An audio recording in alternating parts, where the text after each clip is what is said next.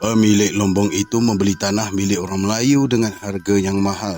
Dan orang Melayu yang menjual tanah itu diberikan tapak rumah yang terletak di satu kawasan yang lain. Tidak lama lagi, tulang mayat yang ada di tanah perkuburan tersebut akan dipindahkan ke tempat yang lain. Segala perbelanjaan ditanggung oleh pihak tuan punya lombong. Tidak lama lagi kampung kami tinggal nama saja.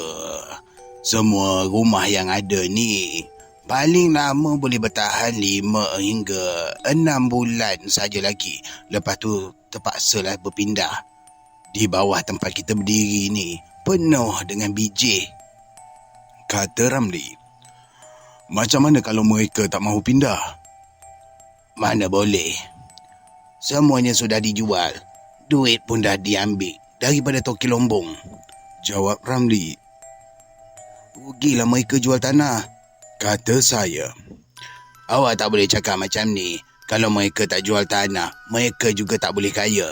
Takkanlah nak cangkul tanah cari biji. Lagipun tawaran yang datang ni memang tinggi, kata Ramli lagi. Bila saya fikirkan dengan halus cakapnya itu memang ada benarnya. Rupa-rupanya Ramli yang hampir sebaya dengan saya itu terlalu pintar bercakap. Oh, lupalah saya. Ramli ni kawan ni baru yang dia baru jumpa tu. Ini adalah kawan dia yang baru berjumpa gitu.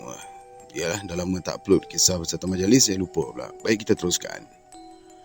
Dia boleh bercerita tentang apa sahaja yang ada hubungan kait dengan kampung Bakap. Kami terus bercerita panjang. Kami berpisah ketika azan maghrib dilaungkan. Ramli kini menjadi pelombong Melayu yang berjaya setelah dia meletakkan jawatan sebagai pengarah galian negeri Perak. Anak sulungnya menuntut ilmu kedoktoran di England. Kawan Datuk itu namanya Alang Abdul Rauf. Datuk memanggilnya Rauf sahaja. Sebagai orang kampung yang sederhana, dia mempunyai 2 ekar tanah dusun dan 3 ekar ladang getah. Hasil dari tanah miliknya itu menjadi sumber pendapatannya. Sejak 6 bulan kebelakangan ini, dia membuat kerja tambahan menggali kubur lama pada waktu malam. Tulang temulang dari kubur lama itu dikumpulkan lalu ditanamkan di kawasan penguburan yang baru.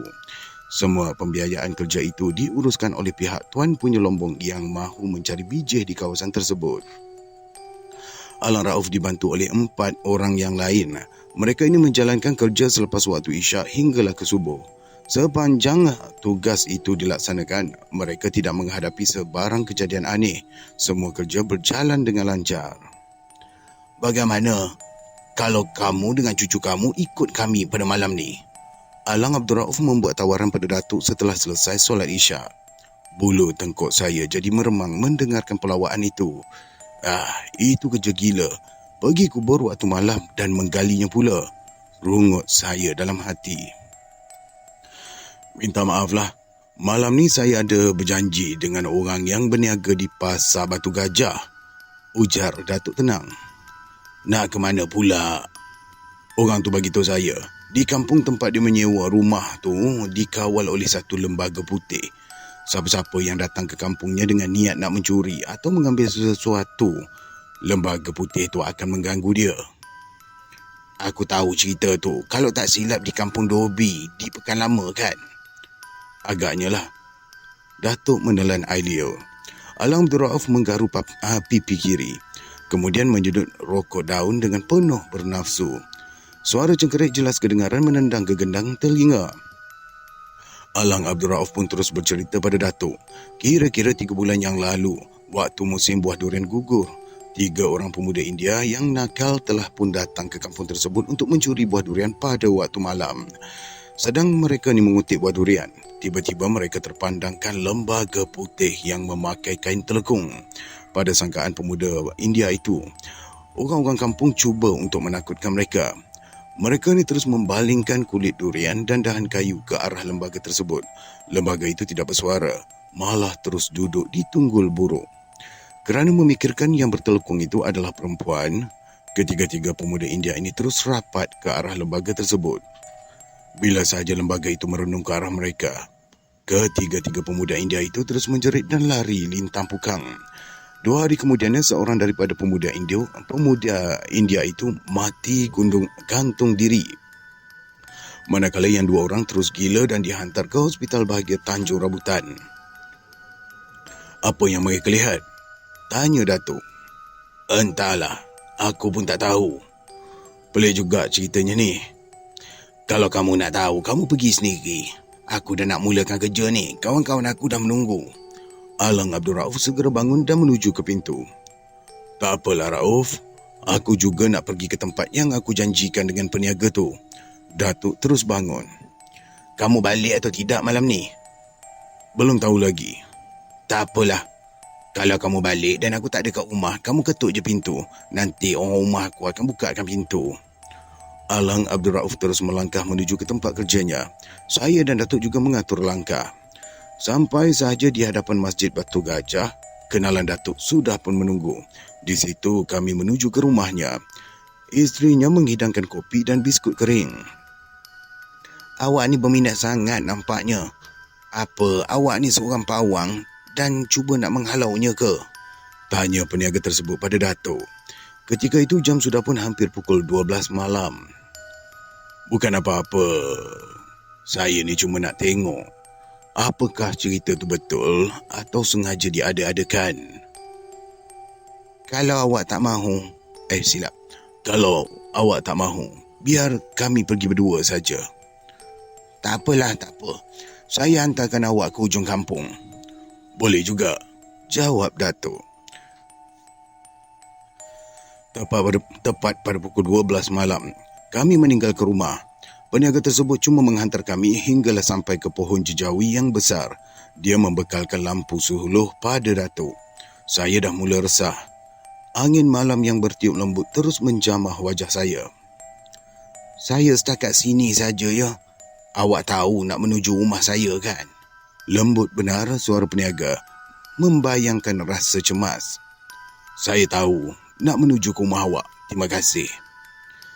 Sebenarnya, saya tak pula suruh awak buat macam ni. Saya sekadar bercerita je di masjid tadi. Saya fikirkan awak olok-olok je nak datang. Rupa-rupanya awak sungguh-sungguh. Saya memang suka buat kerja macam ni, jawab Datuk. Dan peniaga itu meninggalkan kami di bawah pohon jejawi yang besar itu. 2-3 kali saya meraba pangkal dagu bila terdengar lolongan anjing yang bersahutan dari bahagian tengah dan hujung kampung. Lolongan anjing itu disertai dengan salakan yang tidak putus-putus macam menyalakkan sesuatu. Saya lihat ke langit. Saya nampak awan putih bersih bergerak lemah ke selatan. Suara katak dan cengkerik menambahkan rasa seram. Beberapa helai daun jejawi yang tua gugur lalu menyentuh kepala saya. Datuk tetap tenang, menyuluh ke kiri dan ke kanan dengan lampu picitnya. Melihat dari langkah dan gerak tangan Datuk, menggambarkan yang dirinya tidak perlu membuat apa-apa persiapan.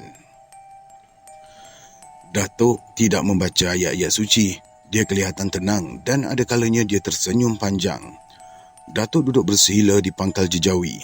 Akar-akar yang bergayutan di pohon jejawi bergerak sendiri macam ada orang yang menolaknya. Akar-akar itu memukul belakang Datuk dan ada kalanya memukul bahagian punggung saya. Terasa juga sakitnya, tetapi saya diamkan sahaja.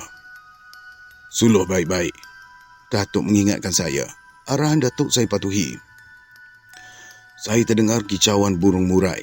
Pelik juga, macam mana murai boleh berkicau malam? Bila kicau murai itu berhenti, ada titik air jatuh dari dahan jejawi, macam air dari perahan kain yang dibasuh. Air itu turun berjuntai. Salakan anjing beransur perlahan. Begitu juga dengan lolongannya. Terdengar bunyi kaki orang memijak ranting dan dedaun ranting, ada daun kering dalam gelap malam. Bila disuluh dengan lampu picit, tak ada sesuatu pun yang dapat dilihat. Bulu tengkuk saya meremang. Badan saya terasa sejuk. Beberapa ekor tikus liar, entah datang daripada mana, melintas di hadapan saya dan Datuk. Seekor anjing yang bertumpuk hitam putih melompat di hadapan Datuk dan terus hilang. Beberapa saat kemudian, terdengar pula suara anjing menderam macam menegur sesuatu. Dia tak datang ni, sebab kita tak ambil apa-apa pun dari sini, kata Datuk pada saya sambil bangun. Dia menggeliat. Apa yang kita nak ambil ni, Tok? Ikut aku, Tamar. Saya lihat Datuk menyuluh ke kanan. Dari suluhan lampu picit ternampak beberapa batang pokok delima yang berdaun lebat. Datuk mengajak saya menuju ke pohon delima itu. Datuk serahkan lampu picit pada saya. "Suluh, biar aku petik sebiji dua," beritahu Datuk pada saya. "Baik, Tok." Datuk memetik 2 biji delima yang masak ranum.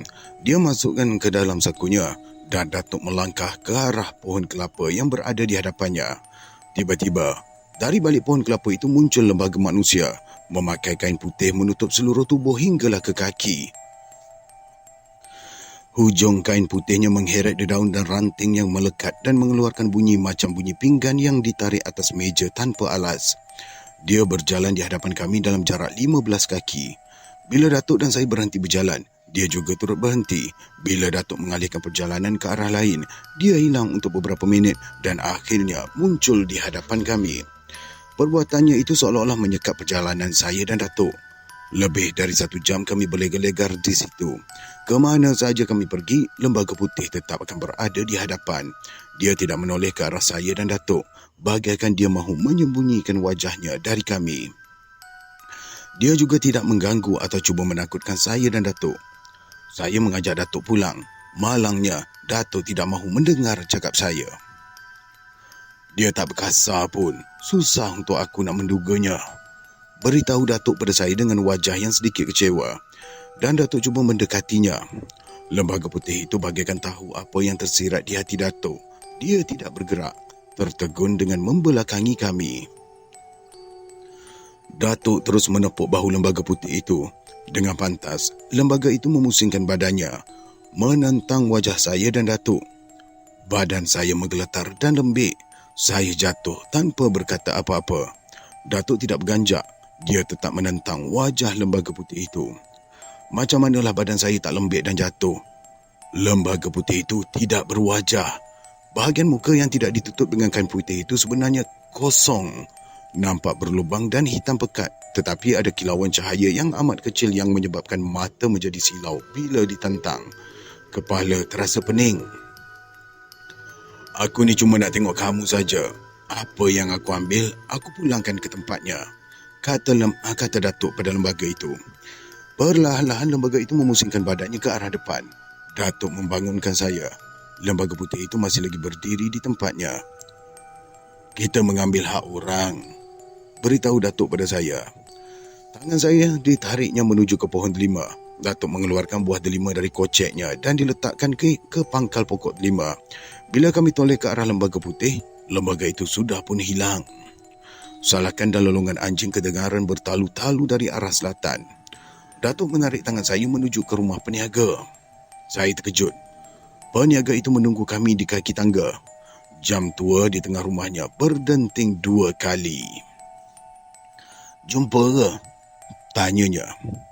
"Jumpa, saya dah jumpa," balas Datuk.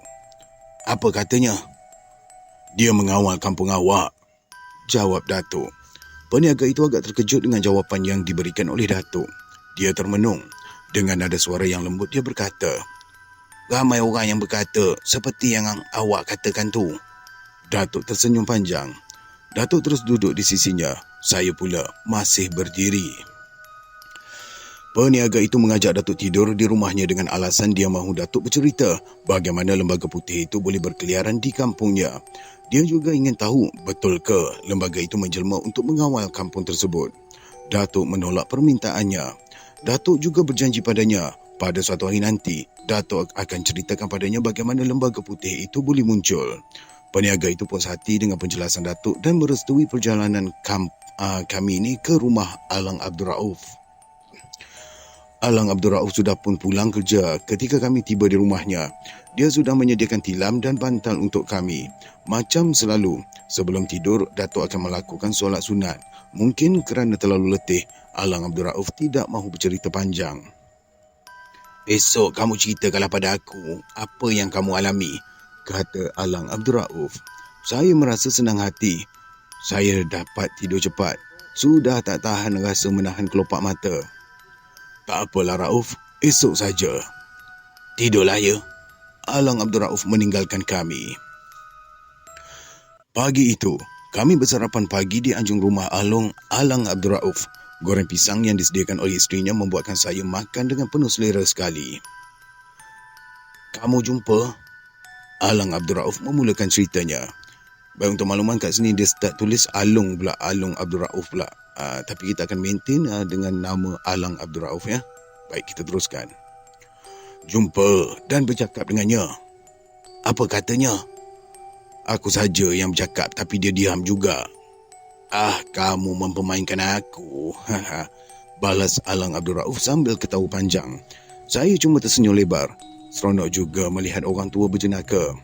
Tanpa diminta oleh Datuk, Alang Abdul Rauf terus bercerita berhubungan dengan Lembaga Putih. Menurutnya, lembaga itu sudah lama muncul di tempat tersebut. Beberapa orang pawang telah dipanggil untuk menghalaunya, namun tidak percaya. Penduduk di tempat tersebut terpaksa bertindak demikian kerana ramai penduduk yang terserempak dengan Lembaga Putih itu apabila pulang malam. Malah ada yang jatuh sakit. Saya rasa susahlah nak cari orang yang boleh halau dia. Tercetus suara Datuk. Kalau macam tu susahlah. Tak susah. Satu masa nanti lembaga ni akan hilang dengan sendirinya. Asalkan penduduk di situ selalu mengadakan pembacaan Yasin secara beramai-ramai di masjid ataupun surau pada setiap malam Jumaat. Jelas Datuk dengan tenang. Baiklah, sekiranya anda telah sampai ke minit ini, jangan lupa untuk tekan butang like, subscribe pada yang belum lagi subscribe dan juga share kepada kawan-kawan yang mana belum lagi tahu tentang channel ini yang menceritakan kisah daripada Tok Awangah dan juga Tamar Jalis. Dan satu lagi, kalau ada yang rasa nak belanja saya minum kopi, ada kat situ button super thanks kalau rasa nak belanja saya serendah RM6 di situ. Baik, apa pun jom kita selawat dulu. Allahumma salli ala Muhammad wa ala alihi Muhammad. Okey, alhamdulillah selesai selawat, jom kita sambung. Datuk terus memberitahu Alang Abdul Rauf, Lembaga Putih itu ada hubungannya dengan orang kaya ataupun orang yang mula meneroka kampung tersebut. Orang kaya atau peneroka kampung tersebut memelihara sejenis makhluk untuk menjadi pengapit dirinya ataupun menjaga hartanya. Ilmu tu apa namanya? Mendadak sahaja Alang Abdul Rauf bertanya. Sesetengah orang menyebutnya pengapit dan setengah orang pula menyebutnya sebagai kembar. Jelas Datuk. Tujuannya baik. Tentu tak salah kan? Sebagai orang Islam, kenapa kita mesti minta pertolongan daripada makhluk lain seperti setan ataupun jin? Kenapa yang kita tak mohon pertolongan dari Allah? Perbuatan macam ni sudah salah dan boleh memesongkan iktikad kita. Tapi kita mohon sesuatu yang baik untuk keselamatan diri dan Allah perkenankan. Alang Abdul Rauf tidak puas hati. Bukankah Allah itu pemurah? Apa yang diminta akan diberi. Tetapi Allah memberikan fikiran pada kita untuk berfikir bagi memilih mana yang baik. Allah suka orang yang berfikir. Sanggah Datuk. Dan Datuk bersedia melanjutkannya kalau Alang Abdul Rauf mahu berhujah tentang perkara itu. Kamu tahu tak, apakah makhluk pengapit dari jin dan syaitan ataupun sebagainya tu? Tanya Alang Abdul Rauf lagi. Boleh jadi kedua-duanya sekali. Pendek Datuk menjawab.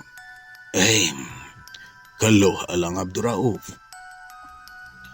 Datuk terus menerangkan pada Alang Abdul Rauf, bila orang yang mengamalkan ilmu pengapit itu meninggal dunia, pengapitnya akan berkeliaran mencari kerabat si mati yang mahu membelanya. Andainya keluarga si mati itu tidak tahu si mati ini ada membela pengapit atau tidak mahu menyambung usaha si mati, pengapitnya itu akan berkeliaran ke mana sahaja di kawasan kampung yang pernah menjadi tempat tinggal si mati. Pengapit itu akan menjadi penunggu kampung secara sukarela dengan harapan ada orang yang bersimpati untuk mengambilnya menjadi pengapit. Kamu tahu tak macam mana orang tu membela pengapitnya? Cungkil Alang Abdul Rauf. Dia mengadakan kenduri, membaca doa, tetapi lebihan dari jamuan kenduri itu diambil dan diletakkan dalam niru, lalu dicampakkan ke dalam hutan ataupun di bawah pokok besar. Mana kamu tahu semuanya ni? Aku pernah berdamping dengan orang yang membela pengapit, tetapi aku ni taklah mengamalkannya kerana perbuatan ini bertentangan dengan ajaran agama Islam. Hebat juga kamu ni ya. Bagi akulah, kita ni harus menyerahkan diri pada Allah, minta perlindungan padanya, buat apa yang disuruh. Jauhkanlah diri dari kerja yang ditegahnya. Ajaran Islam kalau diikut dengan betul, kita selamat dunia akhirat. Tetapi kan, ada orang campur adukkan ajaran agama dengan ilmu dunia. Campur pula dengan perkara yang tahyul. Macam mana pendapat kamu? Itu cara yang salah dan tanggungjawab orang tu untuk berhadapan dengan Allah. Datuk tersenyum.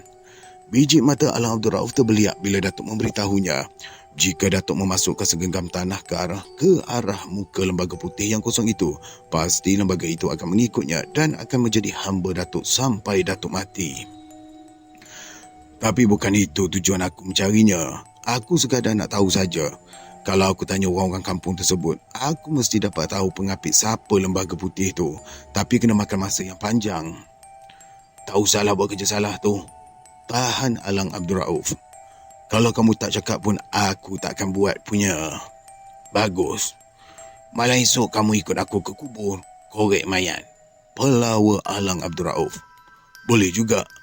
Jawab Datuk Pantas. Saya menarik nafas panjang. Saya tinggalkan Datuk dan Alang Abdul Rauf yang rancak berbual. Saya duduk berjuntayan kaki di tangga, melihat pepohonan yang berdaun lebat di halaman rumah Alang Abdul Rauf. Dari radio jiran tetangga Alang Abdul Rauf, saya menikmati lagu Tak Mengapa dendangan Rahman Hassani yang popular ketika itu. Hati saya jadi terhibur lalu menepuk tangan perlahan-lahan mengikut rentak irama lagu tersebut. Sesekali saya menyebutkan seni katanya. Memang, kesemua seni kata lagu itu tidak dapat saya ingati, tetapi iramanya memang menarik. Sambil mendengar lagu tersebut, saya cuba menghayalkan dalam kepala saya sedang mendendangkan lagu itu di atas pentas di hadapan ribuan para peminat. Saya tersenyum bila menerima tepukan yang bergemuruh. Saya lalu menundukkan badan dan kepala membalas penghormatan itu. Saya bayangkan ketika turun dari pentas, saya terus dikerumuni oleh para peminat. Mereka hulurkan tangan untuk bersalaman. Mereka lari beri autograf untuk ditandatangani. Ada juga yang beri baju dan sapu tangan untuk ditandatangani. Saya jadi lemas di tengah para peminat yang terdiri dari para belia. Saya juga membayangkan gambar saya menjadi bahan siaran majalah hiburan. Di mana-mana saya pergi, saya tetap disanjungi dan dihormati. Setiap hari saya membalas beratus-ratus surat peminat. Seronoknya. Kamu ni, tak habis-habis dengan menung, berangan-angan. Datuk terus menepuk bahu kanan saya. Semua khayalan indah yang berbunga dalam kepala hancur punah. Saya renung mukanya dengan rasa kesal. Bukan yang senang mahu membina satu khayalan yang menyeronokkan. Kamu ikut Alang Abdul Rauf pergi ke Kota Baru, kata Datuk. Tuan nak ke mana? Aku nak jumpa dengan peniaga di Pasar Batu Gajah. Kalau macam tu saya ikut Tok je lah. Tak seronoklah dengan Alang Rauf. Saya tak begitu kenal dengannya Tok. Kamu jangan bantah cakap aku. Suara Datuk mula keras dan Alang Abdul Rauf segera mendekati saya. Perlahan-lahan saya melagakan gigi atas dan gigi bawah berkali-kali. Mari, kata Alang Abdul Rauf. Saya tak ada pilihan. Terpaksa ikut cakap Datuk dan mematuhi ajakan Datuk. Saya dan Alang Abdul Rauf pun meninggalkanlah rumah. Jalan bersaingan hinggalah sampai ke Kepala Simpang. Dari situ kami berpecah. Datuk menuju ke Pasar Batu Gajah. Alang Abdul Rauf dan saya menuju ke tempat yang dirancangkan. Seronok juga ikut Alang Abdul Rauf ni. Saya dapat pengalaman baru yang amat menyeronokkan. Melintasi ladang getah dan kawasan pelombongan yang amat luas. Tidak saya sangka, Alang Abdul Rauf yang sudah tua, bagi saya kira-kira usianya sekitar 50 tahun, masih lagi bertenaga untuk mengayuh basikal secara berbatu-batu. Saya yang membonceng di belakangnya perlu mengimbangkan badan supaya tidak berat sebelah. Sesekali terpaksa angkat punggung bila tayar basikalnya melanggar akar-akar getah yang berselirat di jalan kampung. Alang Abdul Rauf memberitahu dia sengaja membawa saya melalui jalan tersebut kerana jalan di kampung itu merupakan jalan pintas yang terdekat untuk sampai ke Kota Baru, iaitu sebuah pekan kecil dalam daerah Kinta. Sejam kemudian, kami sampai ke pekan kecil itu. Alang Abdul Rauf sandarkan basikal di pangkal pokok jati di hadapan sebuah kedai kopi. Bahagian belakang baju Melayunya saya lihat dibasahi dengan peluh. Daging punggung saya terasa kebas dan sengal-sengal. Kita minum? Rumah adik aku dah tak jauh dah, kata Alang Abdul Rauf. Saya tak ada harga pun pakcik. Tak ada harga pun, apa salahnya minum? Tak payahlah pakcik. Jangan macam tu. Datuk kamu tak marah. Dia yang suruh aku bawa kamu, biar kamu tahu tentang keadaan orang sini. Keluh saya lalu mengikutnya masuk ke kedai kopi. Alang Abdul Rauf minta 2 cawan kopi. Sementara menanti kopi yang dipesan, Alang Abdul Rauf menatap akhbar utusan Melayu yang memang disediakan oleh pihak pekedai untuk para pelanggan yang datang minum. Saya lihat tidak berapa ramai orang yang minum dalam kedai tersebut. Kebanyakannya sudah tua-tua belaka, tetapi mereka ni tetap bersikap ramah pada saya dan Alang Abdul Rauf. Mereka tidak kedekut untuk memberikan senyuman pada kami. Sikap mereka itu membuatkan saya gembira dan senang hati. Kopi yang dipesan pun sampai. "Minumlah," kata Alang Abdul Rauf pada saya. Cepat-cepat saya anggukkan kepala lalu mendekatkan piring dan cawan ke tepi meja. Saya kacau air dalam cawan dengan sudu, biar gula, kopi dan susu menjadi sebati. Alang Abdul Rauf masih lagi menatap akhbar, seolah-olah buat tidak kisah dengan air kopi yang dipesannya. "Pakcik kenapa tak minum?" tanya saya. Alang Abdul Rauf menjatuhkan surat khabar atas meja. Muka saya ditentangnya sambil menolak surat khabar utusan Melayu ke tepi. Saya terus mendermakan senyum padanya sambil mengangkat cawan untuk menghirup air kopi. "Tamar." Cawan kopi saya letakkan atas meja kembali. Saya lihat Alang Abdul Rauf menekuk kedua belah telinganya dengan telapak tangan. Matanya tertatap pada dada meja. Memang saya tak mengerti kenapa Alang Abdul Rauf berbuat demikian. Mungkinkah itu kebiasaan yang sering dilakukannya ataupun dia mengalami sakit telinga? Saya membuat andaian yang tersendiri. Alang Abdul Rauf terus menghirup kopi. Bau kanan saya dicuitnya, menyuruh saya minum. Tanpa membuang masa, air kopi terus saya hirup. Rasa kering di anak tekak terus berakhir. "Makan kuih tu," kata Alang Abdul Rauf. Dia terus mengambil pulut udang dalam piring. Pembalut pulut udang dikoyakkannya dengan berhati-hati. Sebelum pulut udang disumbatkan ke dalam mulut, pembalut bahagian atas dan bawah terus dibuang. Alang Abdul Rauf terus mengunyah pulut udang dan kemudiannya ditelan. Saya terus mengambil kuih seri muka. Bila kuih itu saya dekatkan ke mulut, Alang Abdul Rauf terus berdehem. Saya segera memandang padanya dengan ragu-ragu. Kenapa setiap kali saya mahu minum dan makan, Alang Abdul Rauf melakukan sesuatu? "Kau tak baca bismillah," Alang Abdul Rauf mengingatkan. Oh, terima kasih. Saya terus membaca bismillah. Kuih seri muka saya kunyah dengan rakus sekali. Alang Abdul Rauf tersenyum memandang pada saya. Beberapa orang pelanggan masuk dan keluar dari kedai kopi. Matahari yang memancar garang di luar menghantar bahang panas ke dalam kedai. Badan saya jadi berpeluh. Alang Abdul Rauf menghabiskan sisa-sisa kopi di cawan. Dia minta lagi secawan kopi. Jumlah pulut udang dalam piring terus berkurangan. Saya kira kopi dan pulut udang merupakan makanan dan minuman yang amat digemari oleh Alang Abdul Rauf. "Tamar, kau mahu mengamalkan petua orang tua tak?" "Mahu, pakcik." Alang Abdul Rauf kacau kopi dengan sudu berkali-kali. Sudu yang berlaga dengan bibir cawan melahirkan bunyi yang amat menyeronokkan bagi diri saya. Sebelum minum kopi, Alang Abdul Rauf menggosok-gosok rambutnya dengan telapak tangan. Kemudian barulah dia minum dengan tenang. "Apa petua yang pakcik nak cakapkan dengan saya ni?"